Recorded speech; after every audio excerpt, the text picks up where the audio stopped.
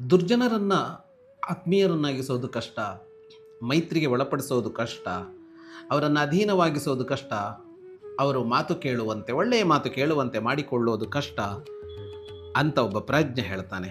ಅದಕ್ಕೆ ಅವನು ಪುರಾಣದ 2 ಘಟನೆಗಳನ್ನು ಹೇಳ್ತಾನೆ. ಒಂದು, ವಿಷ್ಣು ಶೇಷನನ್ನು ತನ್ನ ಹಾಸಿಗೆಯನ್ನಾಗಿಸಿಕೊಂಡಿದ್ದಾನೆ.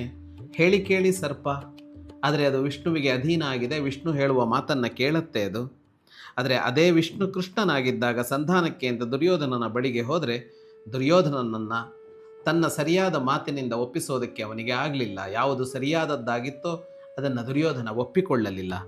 ಅದನ್ನು ಇಟ್ಟುಕೊಂಡು ಅವನು ಹೇಳ್ತಾನೆ, ಪ್ರಾಜ್ಞ ಕ್ವಚಿತ್ ಸ್ವರ್ಪೋಪಿ ಮಿತ್ರತ್ವ ಮೀಯಾನ್ನೈವ ಖಲಃ ಕ್ವಚಿತ್ ನಶೇಷ ಶಾಯಿನೋಪ್ಯಸ್ಯ ವಶೇ ದುರ್ಯೋಧನೋ ಹರೇಹೇ.